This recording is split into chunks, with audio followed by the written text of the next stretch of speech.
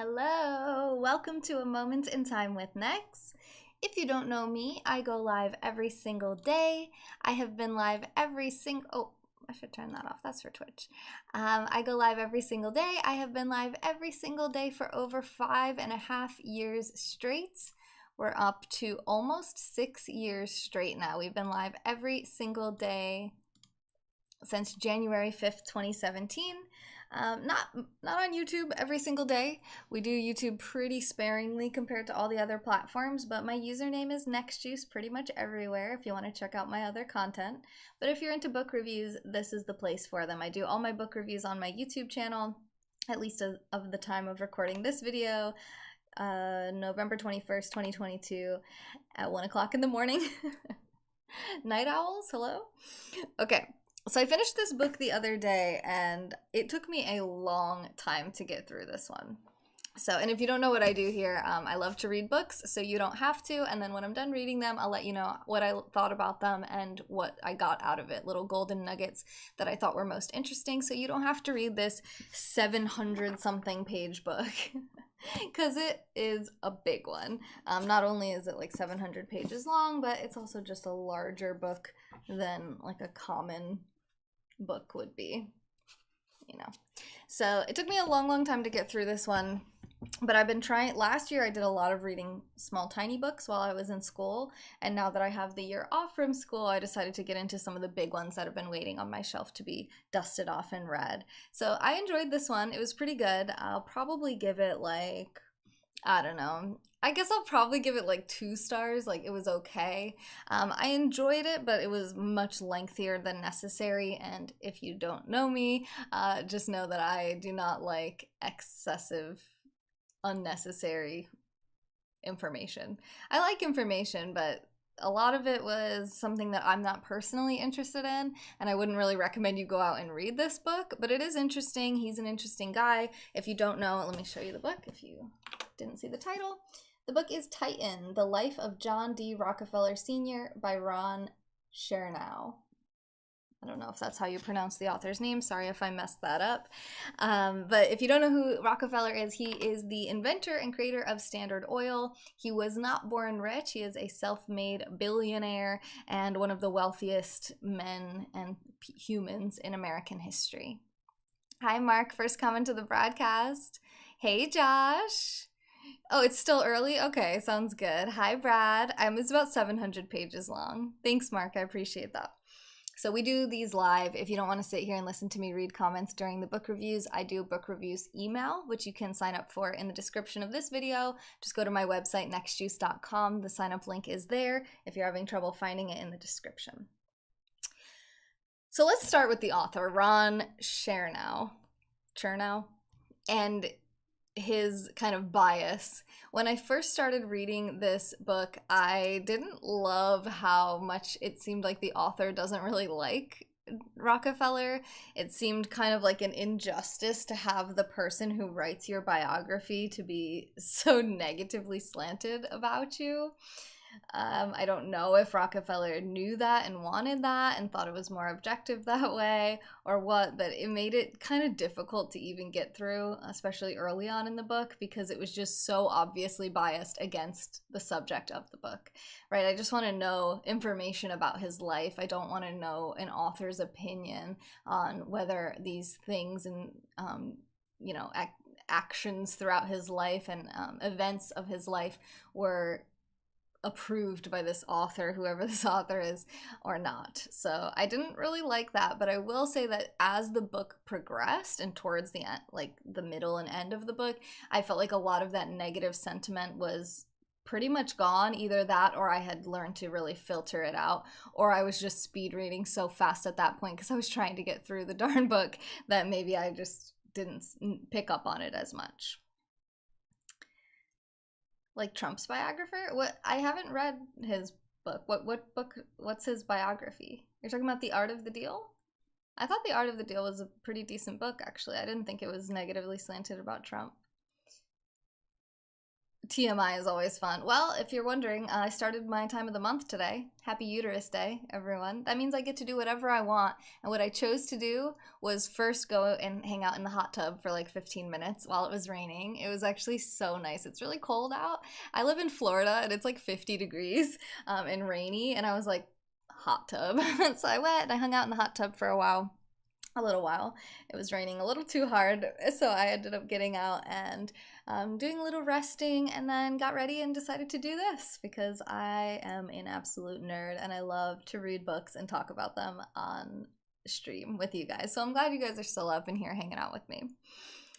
So yeah, that's about the author. Then we'll kind of talk a little bit of background. So there was a ton of background, like every single place he ever lived, every neighbor he ever had. I mean, it felt like, oh my gosh, so much information, like distant relatives. Later in the book, it's like every single detail of his children's lives, from like their mental health history to, you know, their involvement with the business, which at least their involvement with the business is more interesting to me than their personal mental health situations. I mean, I'm interested in mental health, but I was reading this book to just learn about John Rockefeller. So if I compare this book, Titan, to the maybe comparable autobiography written by Andrew Carnegie, I'm gonna much prefer the autobiography of Andrew Carnegie. It seemed a lot more useful and relevant information, where this just seemed to have a lot of extra, basically irrelevant information. Way too much detail about things that I personally wasn't interested in. If you're interested in all that, you know, all the context of his life, definitely a good one to read for that. There's no quiz at the end, I promise. I left Jersey. Yeah, I've been living in Florida for about 7.5 months now. Getting a little bit stressed out financially being on my own. I've been in relationships with men that I lived with over the last 11 years, and we split all the bills. And I noticed, even when I was still in my last relationship, how much I had this like epiphany about how substantial just having relationships and living with someone, how much that had impacted my ability to get ahead financially. And now that I'm on my own and paying like $2,000 a month in rent on my own, like living alone, that yeah, it's no joke out here, you know, paying. Now all my expenses are doubled, plus my rent is substantially higher than it was. And just like not having a safety net or like a partner, you know, not just for financial, like to split bills with, but even just like splitting household chores and the emotional and mental effects of having a partner. For me, both of those relationships were very healthy, very fulfilling, and I didn't have to spend as much time. Like now I'm spending a lot of time trying to find a mate and partners, focusing on dating, a lot of like loneliness, depression, stress, you know, grief over the loss of the last relationship. So I have been better and I've been worse. So I'm in paradise. I'm so happy that I'm here. Even when I was walking back to my place from the hot tub, I was looking at all the palm trees and just like, okay, this is a beautiful paradise jungle that I live in. Even if I don't know how I'm going to pay rent on December 1st in like 10 days, at least I can enjoy my life. It's first world problems, and you know, what's the worst case scenario? I break my lease and have to live with somebody, like a friend or a family or something. I'm not at that point right now where I'm gonna have to do that, but if nothing changes in my income situation, then I mean, there's only so much I can cut my expenses before I'm, you know, cutting my rent out of my expenses and therefore having to move again. So yeah, I'm thinking about buying a house and all this stuff, but yeah, it's an apartment. I had to move, you know, my relationship was over. I didn't want to linger there. I really wanted to get to Florida, and it was just a really bad time in the market to get into a place. And I have certain needs, like I need a separate, I can't just do a 1-bedroom. Like I need a place to sleep, and then I also need a place to be able to stream, because this is what I do for a living. Like I need a studio, I need an office in order to function and to run my business professionally. So yeah, I went for it, which at the time was fine with my income, but TikTok keeps shutting me down. They don't like the way I dress. They don't like the way I woman. Someone said that in my chat one day. They were like, they don't like the way you woman. And I was like, that is so true. It's very frustrating. I'll be sending out an email. If you're not on my email list, go sign up if you're curious. I have quite the little rant tangent, dare I say, rage kind of written out about this. I get very activated, aka triggered, when I think about it and talk about it, and I don't want to get too far off the subject right now. I love streaming. I love chatting with you guys. I know some of you aren't on Bigo, which is where I've been streaming mostly now. Bigo, same username over there, NexJuice. I know it's an obscure, random kind of no-name app, but there are benefits to that. And I just have to figure something out while I'm getting objectified and sexualized by patriarchal media companies. Hey Linda, how are you, Shiga Shiga? Roommates rock sometimes. I don't want a roommate. I would be happy to have a primary partner that I lived with and split bills with and could cuddle with at night and all that, you know? You just want the pearls. Okay, I got you, I got you. Thank you, Linda. I appreciate that. Okay, where do you find that? You mean Bigo? Just look it up on the App Store, Bigo. It's a live streaming app. The content on there is not great. My content is good. I actually think my content is like really becoming way better than it was for a long time, because this is pressuring me. You know, this financial stress and change in my life is really pushing me to step it up and to level it up and to realize that like video gaming on Twitch is not really driving a whole lot of value to my community, and I don't really even see the value in it. I mean, it's positive, we can still connect, but generally speaking, I'm not able to engage in chat the same way, and we're not really learning much, right? We're learning about these video games, we're having fun hanging out. We'll still do game nights on Thursday nights after date nights on Twitch. You know, we're still gonna keep having fun, especially off stream, and maybe like here and there if we're gonna do a really long stream or something as kind of like filler, so I'm not just constantly talking and monologuing for like 12 hours. But for my general day-to-day streaming, I'm really getting back connected with my roots, getting back to the books, getting back to yoga, getting back to talking about mental health, talking about relationships, talking about the things that people don't want to talk about. Lately, we've been talking about polyamory, we've been talking about racism. You know, these are the things that I always loved to do, and I think my community was really built off loving those things as well, and I really moved away from it. I got really kind of jaded with Periscope. I was getting a lot of harassment and trolling over there. Twitch felt like this safe haven where we could just play games and just hang out, and there wasn't really trolls, and I just got really too complacent with that for like over a year, which was not a big deal when I was in my previous relationship. TikTok was doing really, really well. Then they shut me down. I thought, okay, I'll start another account. That was doing well again. They shut me down again. Now it's like I don't even know how to get followers on TikTok. I think I'm just like doomed over there, and I'm pretty over it. I'm just... Anyway, that's my update. No, Brad. Okay, so back to Titan. So a little bit of background. I'm not going to give you all the details that they gave us, everywhere he lived, and all of that. But I will say some things I found interesting, like his father. So John Rockefeller Sr.'s father, William Rockefeller, was very much a nuisance. He was intermittently present and intermittently absent from the lives of his children and his wife.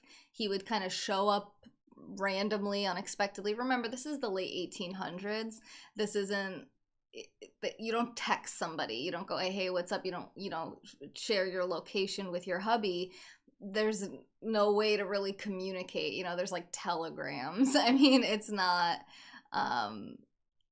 the way it is now. So it was difficult to stay in communication. He would just kind of disappear, go missing for long periods of time. They didn't know if he's dead or alive. He'd show back up. He'd have all these gifts. He was very like boisterous, very charismatic, very much center of attention, probably some type of narcissist, and basically made a living off of being a scammer and being a fraud. So he would pretend to... Yeah, they got that one too, Josh. Now it's real NexJuice. It's not that, Josh. Just like I didn't shut her down, she's not shutting me down. It has nothing to do with individual haters. This is a systemic patriarchal problem. Men running media companies, especially from other countries. I think America does it too, but like China does it to a much higher degree.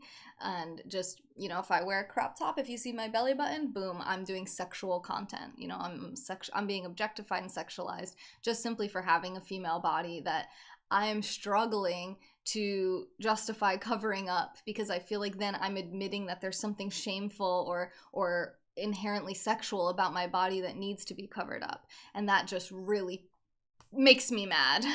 So let's stop talking about it. If you have other questions, DM me or something. I'll get to your messages another time, but let's talk about Rockefeller for now.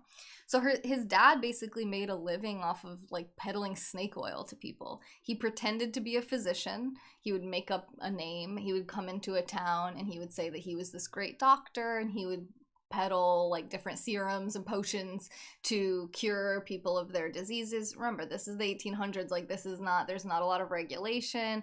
There's no pharmaceutical industry. I mean, there's barely any pharmaceuticals. Like, they don't even have antibiotics yet at this point. So he's able to make a living off of people's fear and his great charisma. He's very persuasive. He's very convincing, and he's just a shyster. He's just like basically a crappy individual from what I gather. I think he also had issues with alcohol. Again, this book took me like 6 months to read, maybe longer. Actually, I started reading this book, I think, in like February. It's now November. So yeah, like 9 months to read this book. So a lot of the stuff in the beginning, honestly, I don't really remember, nor do I care to go research it in detail and in depth, because I think generally what I care about is like who he was as a person, how he made his living, what his values were, what he did with his business, what he did philanthropically, and what he did just as a person, right? He can't be held responsible for his dad, but it does play a role, especially for a man.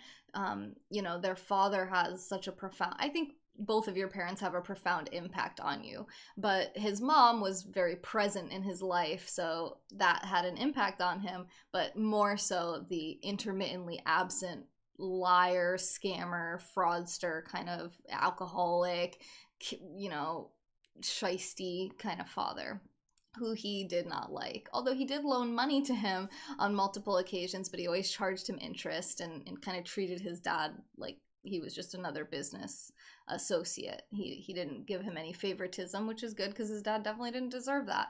His dad was like, you know, he'd borrow money from people and then just go missing forever, and his name wasn't his real name, and it's just really difficult to really like prosecute things back in this kind of wild early stages of American history. Yeah, Josh. Thanks. Wait, what's the name of his dad's second cousin? Honestly, it's probably in here. It is probably in here. Okay. So actually, as Rockefeller got older, and when he became mega wealthy, like the wealthiest man in America, and became kind of notorious and famous, he told everyone his dad had died, because that was easier than saying that his dad at this point, once he was the business titan, that the name of the book is called Titan, once he became this titan of business, at that point his dad had completely abandoned their family entirely. He had met another woman, fallen in love with her, started a second family. As far as anyone knows, that second family never even knew anything about the Rockefeller family, didn't know about the other wife, didn't know about any of the other children, which ultimately benefited John Rockefeller because he was very easily able to kind of cut that man out of his life, because he did it first, right? His dad cut him out of his life. So when he became the wealthiest man in America, he didn't owe his father anything, and he didn't even have to really say they were associated with each other, because he used a different name. It was the same first name. It was William, I forget the last name, Longhorn or something. It wasn't Rockefeller, although that was his original name. He used a different name, and that's what he lived under with his second new family later on in their lives. So he told everyone that his father was dead, which was pretty well accepted by people. Again, difficult to kind of fact check back in these times. But he did have this very adamant troll lady, Ada Tarbell, whose like goal in life. So she was, I don't remember all the specific nitty gritty details, but she was basically like the daughter of a guy who I believe had an oil rig that got either bought out by Rockefeller or kind of like outcompeted by Rockefeller, and they kind of always like demonized and vilified Rockefeller as the reason that they couldn't have all this great success. Kind of like, oh, we could have been him, but you know, he beat us to it and he's the bad guy and he prevented us from being able to be successful, which I think is a complete crock, but we can get into my thoughts on that a little bit later. She was, from how I was reading the book, and they did not seem to be trying to paint her as this horrible evil troll, but as someone who's been live every single day for almost 6 years straight and has encountered my fair share of internet trolls, which are no different than real life trolls, they're just on the internet, she was a troll. That's what it seems like to me. She hated his success, she hated him, and she hated that everyone else didn't hate him as much as she did. So she made it her life's mission, pretty much. I mean, I'm sure she did other stuff with her life. In this book, she was primarily just talked about in relation to Rockefeller, but she spent a lot of time and energy of her entire long life. I don't know how long her life was, but throughout her life, just trying to defame him, slander him, and just kind of like blow the whistle on this evil, horrible guy. And it seems like she really wasn't really successful with that, from what I gathered. But what she did do is kind of F up his actual father's new life, because she ended up finding out about him by talking to John Rockefeller's brother, who I think was also named William, and finding out that the father was very much still alive. She tracked him down. She ended up basically, maybe unwittingly, informing the new family about the fact that he was actually the father of John Rockefeller. And I don't know how they were living, but they certainly weren't living as if they were the parents of the wealthiest man in America. So I only can imagine what kind of marital discord and drama that kind of unfolded from that. And it just kind of goes to show, like, trolling doesn't do anyone any good. I mean, this woman lived, eat, slept, and breathed hatred of this guy. He didn't seem to spend too much time worrying about her, although she was a definite thorn in his side. Mostly she was, I feel like her life was wasted on hatred, and it was really pretty sad and honestly pathetic, in my opinion. I completely disagree with you, Brad. What makes you think that? You don't think oil is a valuable commodity? I don't think oil from the ground, which our entire world basically centers around, can be compared to fake snake oil medicines of a fake doctor. So I think that you're really reaching on that one. I mean, maybe you don't like him. Maybe you don't like a lot of the ultra wealthy elite type people. A lot of people don't. But to say that he's just like his dad is completely effed up, because not only was the business that he created wildly useful and changed the entire world, but he also was very involved in the lives of all of his children. He was faithful to his wife till the day that she died. He was super sweet and romantic with her. They would write love letters to each other all the time when they couldn't be together. And it just seemed, he seemed like a much better man than his father. He took over everything. What do you mean by that? You're talking about oil? Because he was pretty much just in the oil industry. When he first started out, he was in like commodities trading and stuff like that. But in terms of this like titan, I mean, the argument is that he had a monopoly on the oil industry. That's not everything, right? That's one industry. If you don't like monopolies or someone having too much power or something, that's much different than saying he became just like his father. His father was a POS. This guy was a very impressive businessman who had the amazing capacity to take over an industry and to monopolize it with no starting capital, like just from his own, completely self-made. You know, you can say that the government needs to get involved and split that up, which is so stupid, and I couldn't disagree with you more. But I don't mean you're stupid. I just mean that idea of that monopolies are a negative thing, in my opinion, is actually like the solution that governments come up with where they have to divide the monopoly into smaller companies is just less effective, less efficient. It's just another example of governments being completely useless at trying to police business, which is why a free market is my preferred economic system, but obviously not yours. Pharma and academia. What do you mean, black colleges that he founded and medical research? Why is that a bad thing?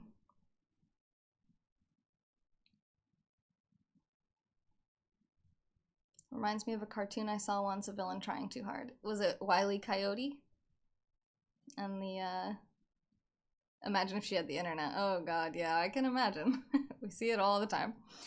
I've noticed that Elon Musk is becoming kind of a troll. I think he might have always been a little bit of a troll, but now that he owns Twitter, he's like, yeah, I liked him more before. I'll put it that way. Okay, so let's see what I have next up on my list. Deeply involved in his kids' lives.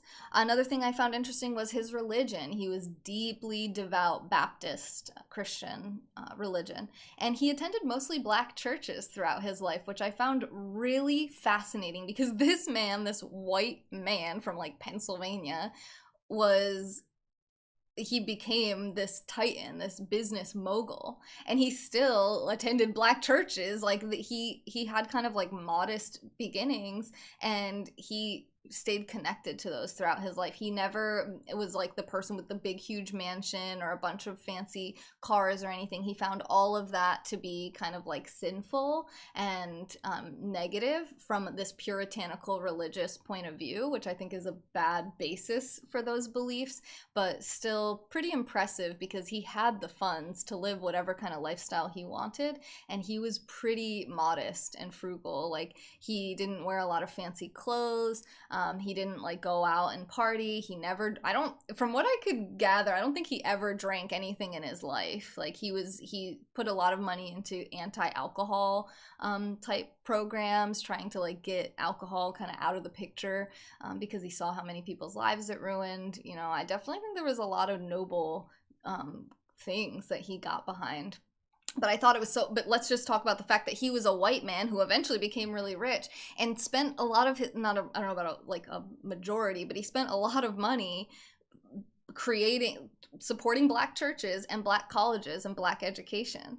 This man had no reason to not be extremely racist. The world was not going to be upset with him if he was racist as hell. But instead, he was like the anti-racist. You know, which is like, you would never suspect that. I was surprised when I read that, and I was very happy to see that. That's why I like to read about these men, because you hear like Brad Pitt's narrative, right? Brad Pitt in the chat, not actual Brad Pitt.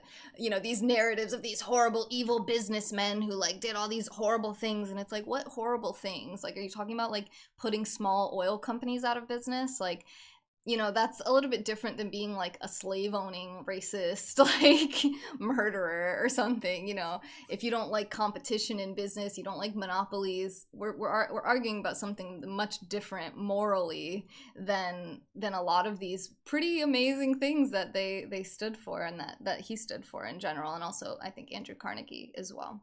But I am kind of like I do really love impressive business moguls. I'm not one to, you know, it's like, if you don't think the government's doing a good job regulating them, then why are you mad at them and not the government? It just seems like misplaced anger. And I think a lot of people, like, we don't have a lot of money, so it's easy to just be like, you know, jealous and hateful towards the rich.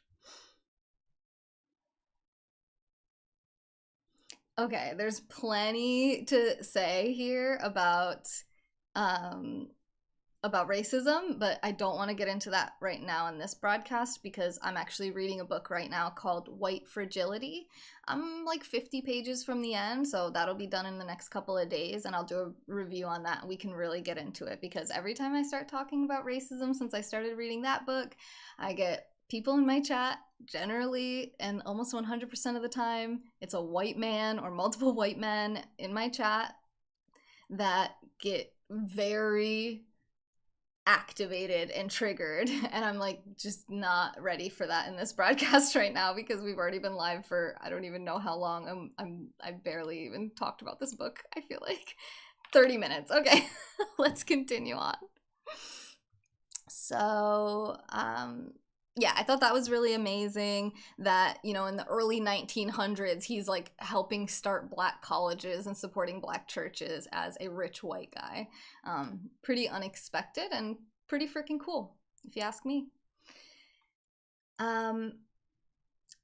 Throughout his life, this is kind of like a side note, not necessarily the most relevant thing, but kind of interesting, I thought. He developed alopecia in his life, which means he lost like all the hair on his body, and he had a lot of health problems. You know, back then there wasn't modern medicine. That's why they call it modern medicine. This is pre-modern medicine. There barely is medicine, and they don't really know like what's wrong with people and what they should do, and there's all these weird snake oil type medicines out there. And he actually really was a big proponent of naturopathy. He liked naturopathic healthcare over like the more now considered modern medical, like Western allopathic type healthcare. He didn't really like drugs and medicines, and he was kind of like not trusting of those types of medical practices. He really liked more of like the Eastern, like natural healing, which it was actually something he struggled with when he created these medical research companies. Once he was wealthy, he started these like medical research organizations, and they would always be researching more of like the modern medicine, and he would struggle with that with them, and he wanted them to put more into the naturopathy.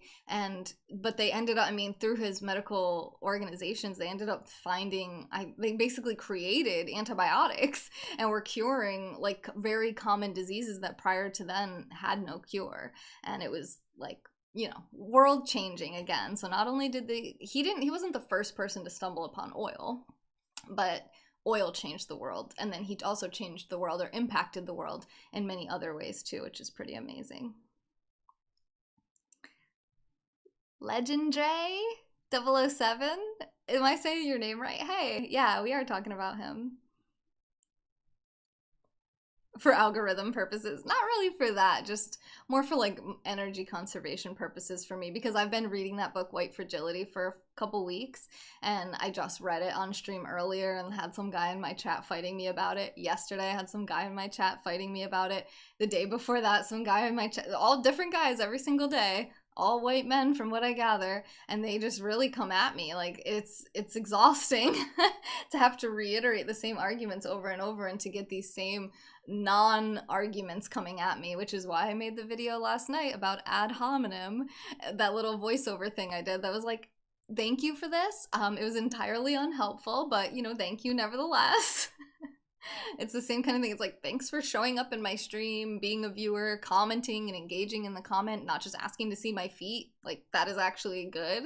But what you're saying is not an argument. You're just yelling at me because I'm reading a book written by a Democrat. Like, that's not an argument. Like, you couldn't possibly agree with a Democrat on any single subject. Like, I'm not a Democrat, you know, but I can talk to a Democrat. I can watch a documentary made by a Democrat. I could take a class taught by a Democrat. I could read a book taught by or written by a Democrat. And I can disagree with some of what they say. And I can find some stuff that I might agree with or find interesting, want to research further. You know, I'm not like, why are people out here with the blinders? Like, I will only consume content from people who have the exact political leanings, the same religion, the same gender, the same race as me. Because if I am subject to any other outside influence, then what? Like, what are you afraid of? It's just so disturbing, you know? Yay! Legendary. Yeah. Is that book triggering to you, like stuff you relate to? Are you talking about White Fragility? Not really. It's more like eye-opening. There's plenty of stuff that I disagree with her about, you know, like politically we are not aligned, but socially, like what she's a sociologist, of course she's left-leaning. At the same time, there's still very important information here and truths, very true truths. Let's not talk about this. I'm going to talk about it in my review coming up in that book, White Fragility by Robin DiAngelo. All right. Oh, and he was very stoic. So he was very like almost like a funeral director. You know, he people didn't really see it. He was very quiet. He was very methodical. He wasn't really like a super fun gregarious type guy. And one can speculate that that might have something to do with how gregarious and charismatic and outgoing, kind of wild his father was, and how negative that relationship became between the two of them, to the point that he didn't want to be that way. He wanted to be different from his father, just like many children try to differentiate themselves from their parents. Although his son, John's son, uh, John Rockefeller Jr., seems to have tried to be as close to his father as he could, although, you know, he wasn't really fully capable of doing that because the man's basically a legend. Just like the legend in the chat. Poker face, yes, but he was kind of rambunctious with his grandchildren, and his children and his grandchildren. So he was actually like a fun guy with kids. He would have fun with the kids and like romp around with them and play silly games and stuff with them, which is cool to hear about. But he himself didn't seem to really engage in a ton of recreation. So they mentioned that like horses, he liked riding horses really fast sometimes, some of the horses that he had. Once cars became a thing, he liked to go fast in the cars, like as fast as he could. So he had kind of a little bit of a need for speed. But things like dancing were considered sinful. You know, a lot of like luxury things would be considered sinful. So a lot of his like repression of exuberance came from religious beliefs, which is really sad in my opinion, because I don't believe that that religion has any truth to it. No, maybe not. There's some truth. There's some good lessons in probably every religion. But generally speaking, to say that God is going to be upset if you dance, I'm sorry, but no. I'm going to have to say probably not. So, you know, it was kind of like my heart kind of went out for him, thinking about how much he was like constantly controlling himself and never really letting himself like enjoy certain parts of life. Later in his life, he did discover golf, which, although he was very resistant to this leisurely kind of activity, he did end up really liking it, and then he became a pretty avid golfer. This is pretty late in his life, like 80s and 90s, I think, and he was golfing, like, I think almost every day, every week. I think he even moved to Florida and was golfing a lot, and it kind of became, and when he started golfing, people were like, oh my god, you look so much healthier, like, your skin isn't so pallid and pale, you have color in your skin, like you're smiling, you're getting fresh air, you're moving your body around, like these things are good for you and your health. So it was not only fun, but also seemed to have a good impact on his health. And he really wanted to make it to 100 years old, but I think he only made it to about 96. There's a time to dance. Nice. I like that, legendary. That's great. One of those kind of Christians, Victorian type. Yeah, like puritanical. He was a Baptist, yeah. But yes, very, and his wife even more so. She seemed like, oh my god. I mean, maybe they're a match made in heaven, but she seemed miserable. Like, it seemed like that woman had no fun, and she just like kind of, ugh, I can't imagine that being my mom. I'm so glad I have such a fun mom. My mom is a big Christian too, but she's a fun one. This woman that he married, I don't even remember her name, but their relationship was kind of cute. Like their little love for each other was really cute, especially towards the end, like when she was getting close to death, and little things he used to do. He used to like pick flowers for her, and there's all this really, really cute things. That there was romance still alive in their relationship all the way through to the day that she died. And just how he would like take care of her, and it was really sweet. But her as a mother and as a person in general, not my cup of tea. Not a big fan of hers, but he was, and that's good for her. Same thing with her. No luxury, no like fancy garments, nothing like that. Very, very strict, very religious. A couple other things here. Okay. Oh, and I wrote here too that and also he would spend money, and I don't remember like a specific example of this, but he would basically give like large sums of money to help the government. So he would like I don't remember like the example of a project, but he would just give like $1 million to some kind of development something for the government. I thought that was so interesting. It was like the government can't generate revenue, right? This is a constant argument I'm always making about how the government isn't a business. It can't run as a business. It doesn't make money unless it forces people at gunpoint to like through compulsory taxation without representation. So it's just funny to think about back in the day, them just like him just being like, I got it, footing the bill, taking care of like what the government's supposed to be taking care of, and basically like giving his own money for public services. I thought that was actually pretty cool. But him and Andrew Carnegie, who were contemporaries and would kind of battle back and forth for the richest man in America, weren't friends. They didn't quite care for each other. They were actually kind of like rivals. And at the same time, they did have this mutual respect for one another where they didn't really like step on each other's toes too much. So they weren't buddies, but they also weren't like blatant enemies. They didn't really go at each other. It was kind of like, okay, we're both very powerful. You have your part of the pond, I have my part of the pond. And generally speaking, there wasn't too much like controversy and conflict between them.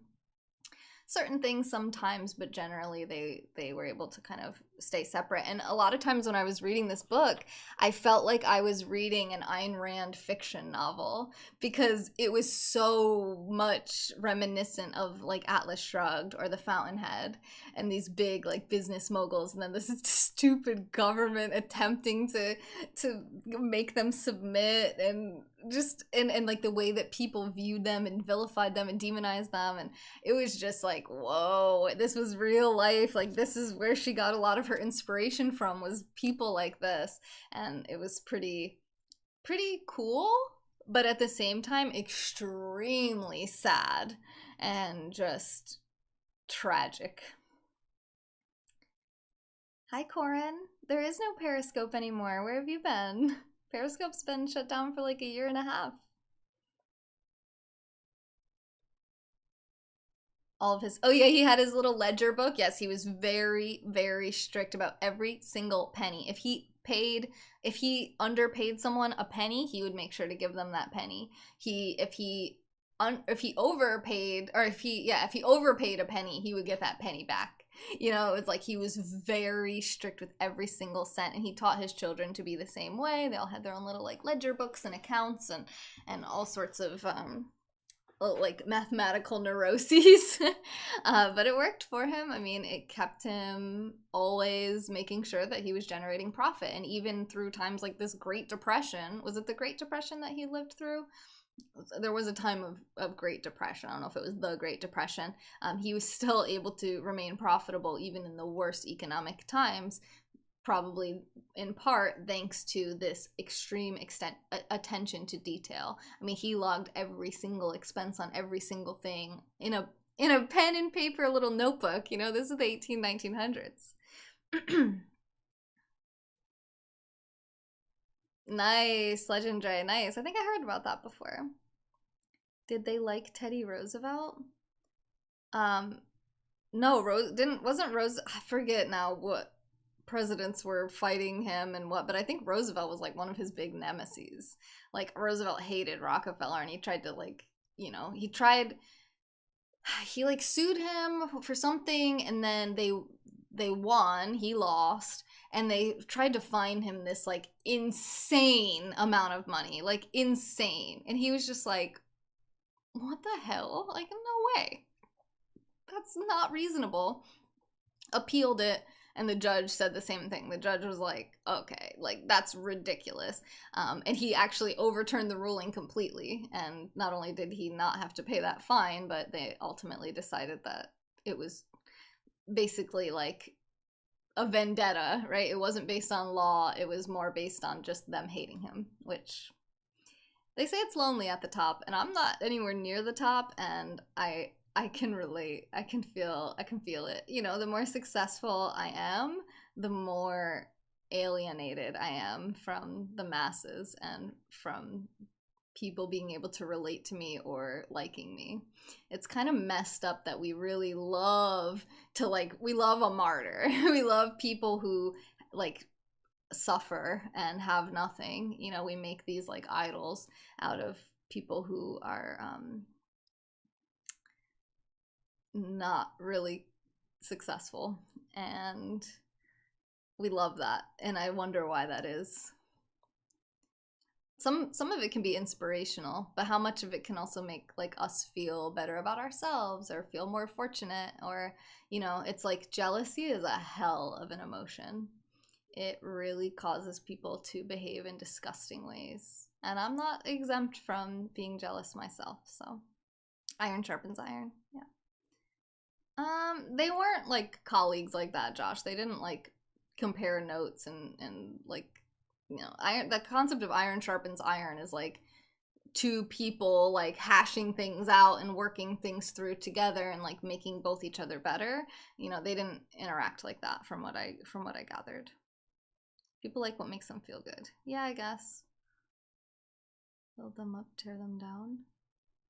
Cut down the tall poppies, yeah, so that the weeds can get fair sunlight. I don't think that's the saying, but that's the idea, right? I might have gone a little extreme on it, but I like mine. All right. So I'll say something pretty controversial here now. Nearly everything that he was criticized for, I found virtually nothing wrong with. It actually seemed pretty logical, reasonable decisions from my point of view. He played within the system that was there, whatever worked. So he was able to work with railroad companies and say, hey, if you give me this really, like, great cheap price, I'll use you exclusively for, I can guarantee you I'm going to give you all this business. And they went for it. And not only did they, like, offer him rebates, free shipping with them more, they also, they, like, then I forget what it was. It was like the rebates that they should have extended to the smaller competitors, instead of, like, extending it to them, they just doubled it onto his. I mean, it just seemed like the railroad companies were just they were just favoring him. It's not his job to make the railroads be fair to his competitors. That's not on him. That's up to the railroads, that's up to the government, that's up to whatever, right? This isn't like, you know, it's not rocket science. Like, you get the cheapest price for your freight. You get the cheapest price. You want your expenses to be as low as possible. And a lot of these companies that he ultimately ended up buying out were about to go out of business anyway. A lot of the companies that he bought out and took over, like, their oil rigs and companies, were doing a terrible job at their business. They had really inefficient systems. They had really bad management, and they were hemorrhaging money. They were losing money, and he bought them out with, from what I gather, relatively fair prices for everyone. You know, it wasn't like he stole them. Like, they all got paid fair market rates, supposedly, right? Maybe you think that it wasn't. I don't know. I didn't go and, like, check how much did he pay for all of these rigs. But generally, I mean, he seemed to be able to sleep at night and felt very confident that he did good business by these people. And there were times that he tried to get them to work with him, and they didn't want to. They vilified him. They all decided they were all going to get together and try to go against him. And he's like, okay, game on. You know, it's like, you can join him or you can try to fight against him. That's your choice, you know, but you're probably going to lose. So yeah, you lost. Is this a big surprise to someone somewhere? Like, is this again, is this rocket science, or is this just basic economies of scale? Like, he's better at this than you are. You know, learn from him, work with him, like, work together, grow with him, rather than try to fight against him and say, that's not fair. I want to be good at it too. I want to be the best. Okay, we can't all be the best. Like, why attack the person who could give you everything you wanted in the world? Pride, ego, greed. Who knows? You always thought iron sharpens iron as a brawl? What? What? They said he was dangerous because he could raise the price of kerosene, but the entire time that he had more than 70% market share, he only drove down the price of kerosene. I know. No, I'm very well aware that the consumers all benefited from this, and many of these companies who went out of business because of him, they didn't just like have to shut their doors. He bought their, like, they got a payout, they got a buyout. They can then go do whatever they want. Or in many cases, I think they could have just stayed on and basically worked for Standard Oil and just like operated under the name of Standard Oil and adopted their practices, kind of like franchising, you know, like he needs manpower, he needs people to work the rigs, he needs people to manage the locations. You know, you don't have to like run for the hills, you don't have to take your money and go spend it at the casino and then be mad at him because you suck.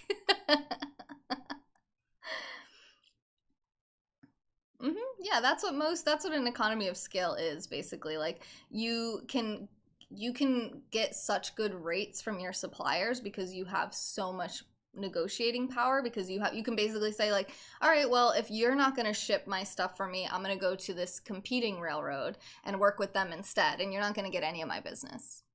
And then they're like, wait a second, we want it. So then you have competition. You know, this is what a free market is. So he has a negotiating power, and then because he's getting such cheap rates on everything, he can then charge less. So the consumers benefit. It's like the just very basic free market economic argument, you know? Mostly people get upset about a free market because they worry about things like pollution, which was a huge problem with oil. When oil was like first discovered, they started drilling for it. Gasoline was a byproduct of the refining process to turn oil into kerosene. So they were using kerosene lamps. That was like their main product when they first started, was they could now have lights in their homes for and the kerosene was like less smelly than the previous whatever they were using. I forget what it was. But gasoline was a byproduct. They didn't have any use for it, so they were just dumping it like in mass amounts just into rivers, to the point where rivers were lighting on fire, and like all the riverbeds and everything were just covered in oil. Like it seemed like a disgusting, horrible, polluted mess. So those types of arguments, like environmental protection, I think those are good arguments. I think that deserves some real airtime and some real meeting of the minds to figure out the best way to move forward with that. I think protecting the environment and the earth could be one of the very few things that the government would be a good, you know, mediator of, or protector of, like an advocate for, right? The earth can't really advocate for itself, so having a hopefully unbiased like advocate for that party that can't advocate for itself could be definitely argued to be a good reason, you know. But to criticize him for putting people out of business, I don't know. I mean, I don't know that it was so evilly brought about. You know, you can be a lot more efficient when this is what I was saying about like how they wanted to break down the antitrust rulings, right? They wanted to break down the monopoly because it's so horrible to have a monopoly, apparently. So the solution is to break down this one very efficient company into a bunch of smaller companies that he still owned like big pieces of. One guy would be like, oh yeah, I own this one, but he was still like the main mentor, and he was the guy. He was really freaking good at it. Like he was really good at business, and he really believed passionately in oil, where this was very like sketchy. They just discovered it. They didn't know how much there was. There was threats all the time that the rigs, because sometimes the rigs would just dry up, and they were like, oh, it's gonna be a flash kind of a thing. Like, you know, it's a speculative stock. It's a growth stock. It's like, oh, who knows if this is really gonna be the next big thing or not. And he, through and through, day after day, always believed this is the thing. This is absolutely the next big thing. Will change the face of the earth. So he was like an almost devout believer in oil, which gave him the risk appetite that he needed to go all in and really push to the level that he was able to. If he had been wrong, we would have no idea who he was. There's plenty of people that are wrong about things like that. Maybe he was lucky, maybe he was wise, maybe he was, he would say that he was blessed by God. Whatever the case is, he certainly was correct and got paid quite handsomely for it. Hey Christina, how are you? Yeah, I've been streaming mostly on Bigo now. I stream sometimes on Instagram as well, Twitch a lot. So yeah, I've been live every single day for almost 6 years straight. I think they take over the market and then charge more, but this company wants to do the opposite. Why would they want to charge more? Because then now they have competition, right? Because now competitors can come in and charge less. So why would they do that? It doesn't make sense. It's easy to sell things when no one can undersell you, Same thing as like Walmart, a lot of Amazon, a lot of big companies, they do that same strategy. You just want to like undersell your competitors, and the more capital you have, the easier it will be for you to do that, You don't think people under the age of 20 know the name Rockefeller? I don't know about that. I guess we'd have to ask. I don't hang out with a lot of people under the age of 20. All right, let's see. Did I have anything else? Basically, I put the rich are not the problem of society. Oligarchies are a problem of society.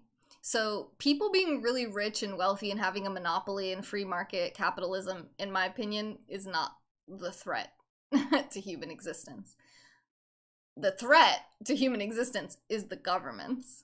And the governments especially become useless when they are just owned by large companies. Because there's supposed to be a division here, right? The whole point of the government is to be like a protector of the people, maybe protecting them against a big business, maybe protecting the earth. It's supposed to be a protective organization, and very rarely do they do that. And we can talk a lot more about that with white fragility as well, and how the mass incarceration of people of color and like urban neighborhoods and all these kinds of racist things that go on, like who are they protecting, like, okay, so we'll talk about racism another time. But yeah, an oligarchy is basically a government that's owned by the rich.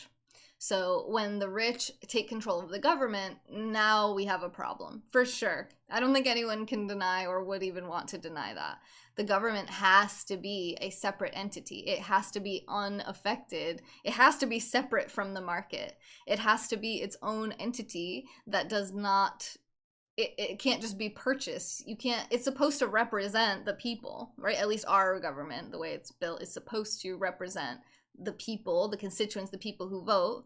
Although I also have some probably controversial beliefs about who should be able to vote and like what requirements should be made of people to vote, because people with low intelligence are very easily manipulated and can buy into lies pretty easily. So I don't know if like an IQ test or what, the burden of responsibility in society falls on the backs of the intellectuals, in my opinion. So when your intellectuals are working for evil, you have a real problem. And generally the really mega rich are, especially like self-made mega rich, are usually quite intelligent.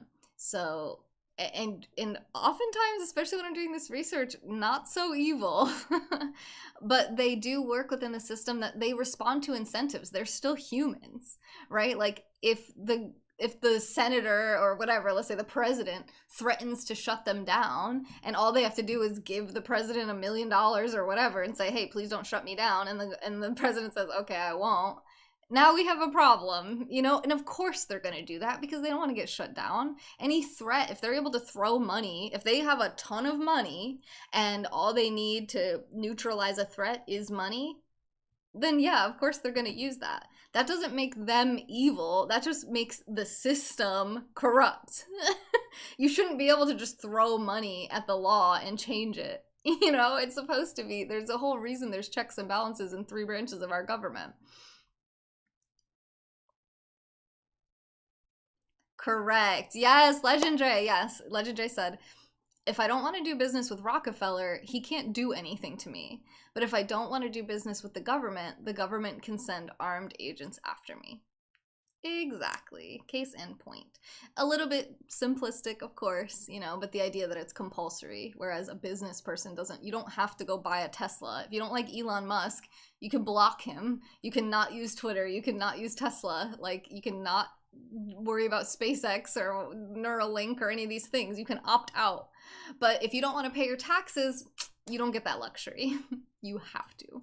Whether you think it's being spent well or not, it doesn't matter. You know, if you think you're not being represented, what are you going to do about it? You know, probably go to jail. So, unfortunate.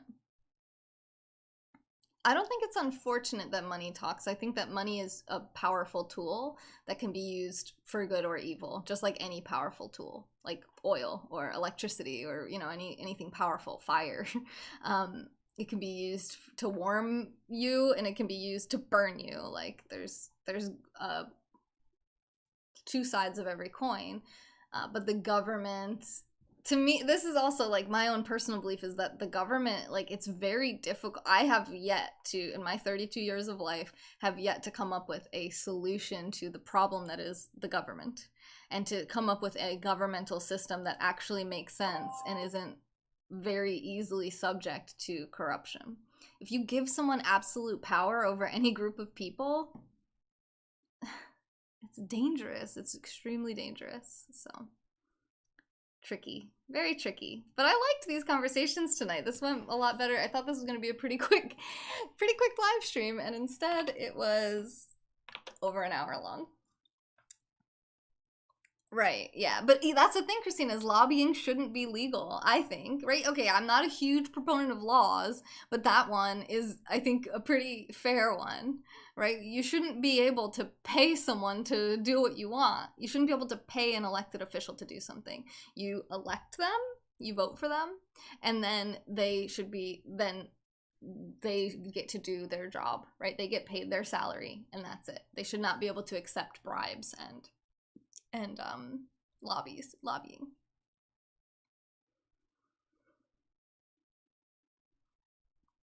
Thank you guys for being here today.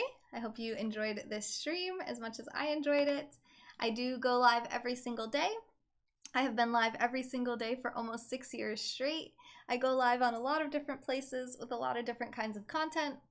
And you can find me at NexJuice pretty much everywhere. If you go to my website, links in the profile, that's where you can sign up for my email list. That's where I send out my book reviews emails and also updates about me, my channel, my life, you know, what's going on with me and the content that I'm coming up with. There's a big email going out hopefully tomorrow. I wanted to send it today, but I'm waiting for a link from my Bigo agent so that I can put that link in my email, because it's like a financial incentive download link thing. Like if I get 30 people to download Bigo through my link, then I get $200. Easy. GG. I'm definitely happy to do that. So I don't want to send that out until I have that. And then I also want to include the link to this book review, and then my next one, which I was thinking about doing tonight but was not expecting this to go for an hour, and it's now 2 a.m. so I'll probably save this one for tomorrow. But this is the next book review that I'll be doing, Mating in Captivity, Unlocking Erotic Intelligence by Esther Perel.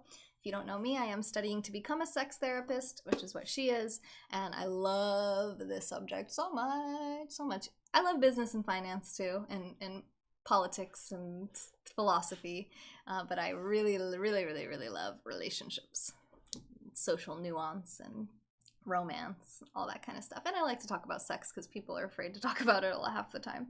You know, this kind of subject we're talking about now, I feel like people usually find kind of dry and maybe a little boring, maybe they don't like conflict, but I'm never going to get shut down on social media for talking about Rockefeller, whether I love him or hate him. Talking about sex, talking about open relationships, talking about sexuality, eroticism, intimacy, you know, these things are still very repressed in our society, at least in American society, unfortunately. So hopefully we won't have any issues, but I love talking about controversial subjects, so here we are. People in captivity. People, humans. All right. I love you guys. You are worthy of being loved and feeling comfortable in your own skin. I hope you have a wonderful rest of your day, night, afternoon, wherever you're at in the world. Thanks for watching. And please do follow me everywhere. Sign up for that email list. And if you want to hang out with us off stream, I have a Discord server as well. I don't know if the link to Discord's in my description of the video, but if you go to my website, you'll find everything. The website has everything. It has all the links. Do I have Bigo on the website? I don't know, because I want to get that link. It might be on there. I don't know. It's NexJuice on Bigo. But everything's on there. The Discord, a little video about why I do what I do, my story, and also that's the best place to support as well. Right now I have like $200 in my checking account. My rent is $2,000 and we're 10 days away from rent being due. So every little bit helps. If you have $5 to spare, consider it an early Christmas gift or whatever. If you thought this was worth $5 or $10 or $100 or whatever, any value that you find from this channel, you know, the content is put out for free. Like, you can consume my content for free, but if you find it valuable, hopefully the tenets of volunteerism will kick in and you will support with what you are able to and at the rate at which you find value. So I'm going to try to keep driving value through this channel and through this content for as long as I can. And yeah, hopefully we get to keep doing this, because I love doing this so much, and it would be such a shame if I couldn't afford to live my life off of this any longer. It's been almost 6 years. Let's keep that going. Thank you to everyone who does support. I have this link too, Ko-fi.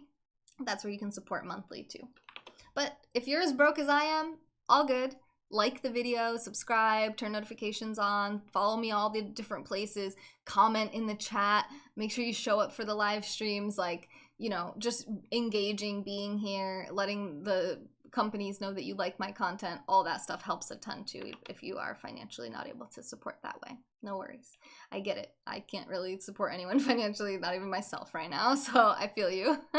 We're figuring it out, right? My retirement account looks great, but checking account, not so much. I love you guys. You are worthy of being loved and feeling comfortable in your own skin. This has been A Moment in Time with Nex. Expreme medium, squeeze the day. Hope to see you on the next one. I'm streaming mostly on Bigo these days, okay? Mostly on Bigo, so check out my Bigo page, and I hope to see you soon.